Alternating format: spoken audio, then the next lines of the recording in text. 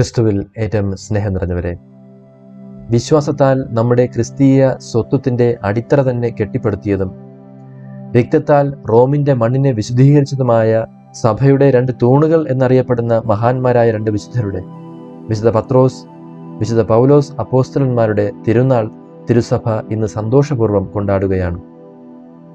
സഭയുടെ രണ്ട് തൂണുകൾ എന്ന് പറയുമ്പോൾ പെട്ടെന്ന് ഓർമ്മ വരുന്നത് പഴയ നിയമത്തിലെ രണ്ട് തൂണുകളാണ്.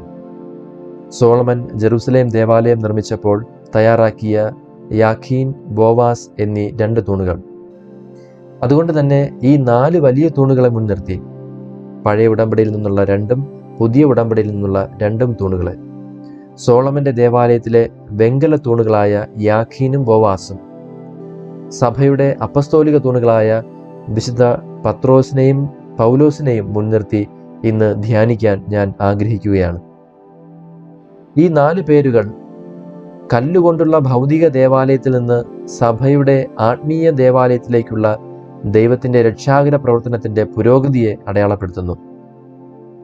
രാജാക്കന്മാരുടെ 1-ാം പുസ്തകത്തിലും ദിനവൃത്താന്തം 2-ാം പുസ്തകത്തിലുമായി വായിക്കുന്നതനുസരിച്ച് സോളമൻ ദൈവത്തിൻ്റെ ആലയം പണിതപ്പോൾ അതിൻ്റെ പ്രവേശന കവാടത്തിൽ യാഖീൻ, ബോവാസ് എന്നിങ്ങനെ പേരിട്ടുകൊണ്ട് 2 വലിയ വെങ്കല തൂണുകൾ സ്ഥാപിച്ചു.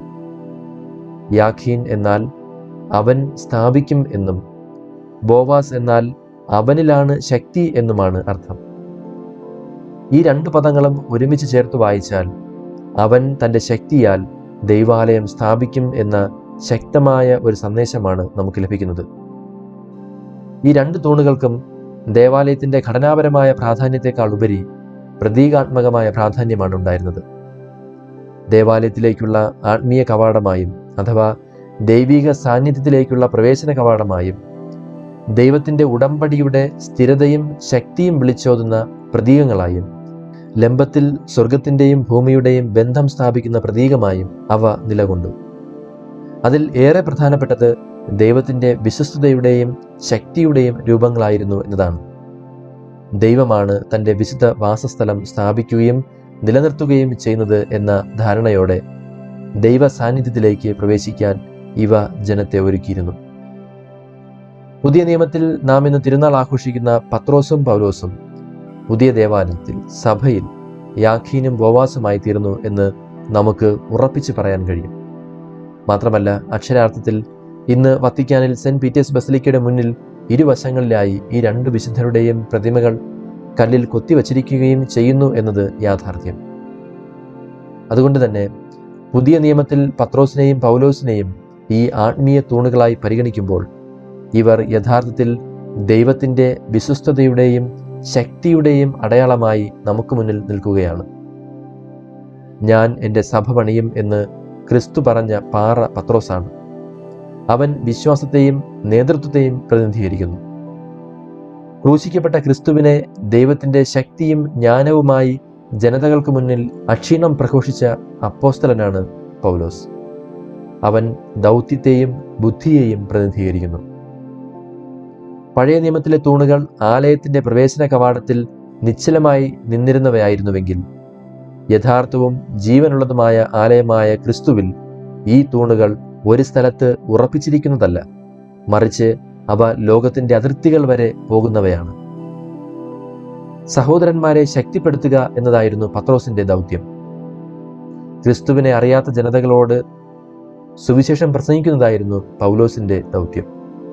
ഈ തൂണുകൾ വെങ്കലത്തിൽ വാർത്തെടുത്തതല്ല. ഇരുവരും കേവലം മാംസരക്തങ്ങളോട് കൂടിയ പച്ച മനുഷ്യരായിരുന്നു, പൂർണ്ണരല്ല. ബലഹീനതയിൽ രൂപപ്പെട്ടവരും കൃപയാൽ രൂപാന്തരപ്പെട്ടവരും മുറിവുകളും സംശയങ്ങളും ഭയങ്ങളും വഹിച്ചുകൊണ്ട് അവർ ജീവനുള്ള മനുഷ്യരായിരുന്നു. എന്നാൽ അവർ ദൈവത്താൽ സ്ഥാപിക്കപ്പെടുകയും ആത്മാവിനാൽ ശക്തിപ്പെടുത്തപ്പെടുകയും ചെയ്തു. അങ്ങനെ സഭയെ ഉയർത്തിപ്പിടിക്കാൻ ദൈവകൃപയാൽ അവർ രൂപാന്തരപ്പെട്ടു. അവരുടെ ജീവിതം ആദിമ സഭയുടെ ജീവനുള്ള വാസ്തുവിദ്യയായിരുന്നു.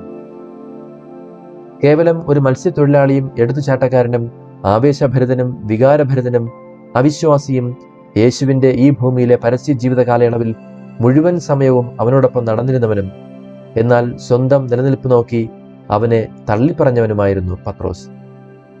അവനെ വിശ്വാസത്തിൻ്റെ ദൃഢതയുള്ള മനുഷ്യനാക്കി അവിടുന്ന് മാറ്റി. അതേസമയം പൗലോസ് ഒരു പണ്ഡിതനും ചിന്തയിൽ കൃത്യതയും ദൗത്യത്തിൽ ധൈര്യവുമുള്ളവനായിരുന്നു. തൻ്റെ വിശ്വാസമനുസരിച്ച് സഭയെ പീഡിപ്പിക്കുന്നവൻ കൂടെയായിരുന്നു അവൻ. ഉദ്ധിതനായ യേശുവിനെ ദമാസ്കസിലേക്കുള്ള വഴിമധ്യേ കണ്ടുമുട്ടിയവനാണ്. അങ്ങനെ നടന്നവൻ ക്രിസ്തുവിന് വേണ്ടി എന്തും സഹിക്കുന്നവനായി മാറി. ഈ വ്യത്യാസങ്ങൾക്കിടയിലും സഭ ഇരുവരെയും ഒരുമിച്ച് ആഘോഷിക്കുകയാണ്.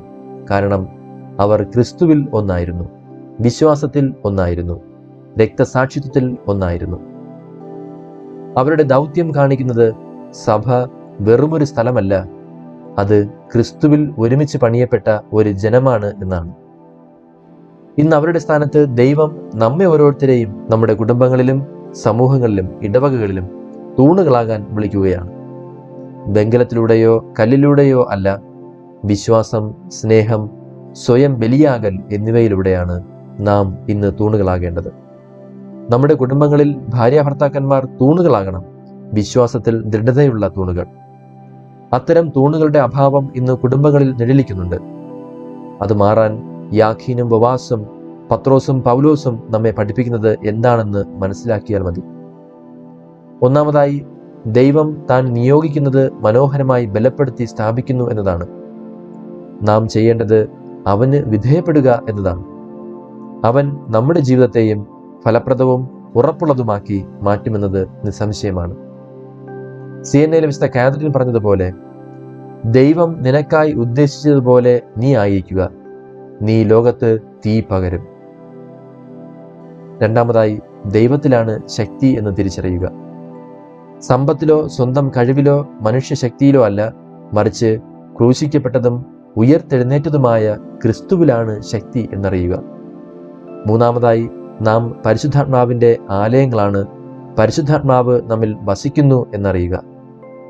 പത്രോസിനെയും പൗലോസിനെയും പോലെ മറ്റുള്ളവരെ കെട്ടിപ്പടുക്കുന്നതിൽ ശക്തമായ പിന്തുണയായി നമ്മെ ഈ ലോകത്ത് അവിടെ നയിച്ചിരിക്കുന്നു.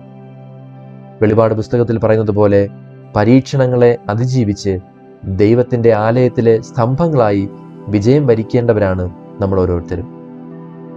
പ്രിയപ്പെട്ടവരെ, നമ്മിൽ വസിക്കുന്ന ക്രിസ്തുവിലൂടെ യാഖീനെ പോലെ ഉറച്ചു നിൽക്കാൻ, ബോവാസിനെ പോലെ ദൈവത്തിൽ നിന്ന് ശക്തി പ്രാപിക്കാൻ, പത്രോസിനെയും പൗലോസിനെയും പോലെ ധൈര്യത്തോടെ സാക്ഷ്യം വഹിക്കാൻ നമുക്കും കഴിയട്ടെ. കേവലം വെങ്കല സ്തംഭങ്ങളല്ല ലോകത്തിന് ആവശ്യം, മറിച്ച് ജീവനുള്ള സാക്ഷികളാണ് ആവശ്യം. നമ്മുടെ ഹൃദയങ്ങളിലെ വെങ്കലമൊരുക്കി മാംസളമായ ഹൃദയത്തോടെ നമ്മെ പുനർനിർമ്മിക്കാൻ, വിശ്വാസത്തിൻ്റെയും പ്രത്യാശയുടെയും സ്നേഹത്തിൻ്റെയും തൂണുകളായി നമ്മെ ഉയർത്താൻ ദൈവത്തെ അനുവദിക്കാം. അങ്ങനെ ആത്മാവിൽ ശക്തമായി നിൽക്കുന്ന, സഭയെ ഉയർത്തിപ്പിടിക്കുന്ന, മറ്റുള്ളവരെ ജീവനുള്ള ദൈവത്തിൻ്റെ സാന്നിധ്യത്തിലേക്ക് നയിക്കുന്ന മാംസളമായ തൂണുകളായി മാറാൻ സർവശക്തനായ ദൈവം, പിതാവും പുത്രനും പരിശുദ്ധാത്മാവും നമ്മെ ഓരോരുത്തരെയും അനുഗ്രഹിക്കുമാറാകട്ടെ. ആമേൻ.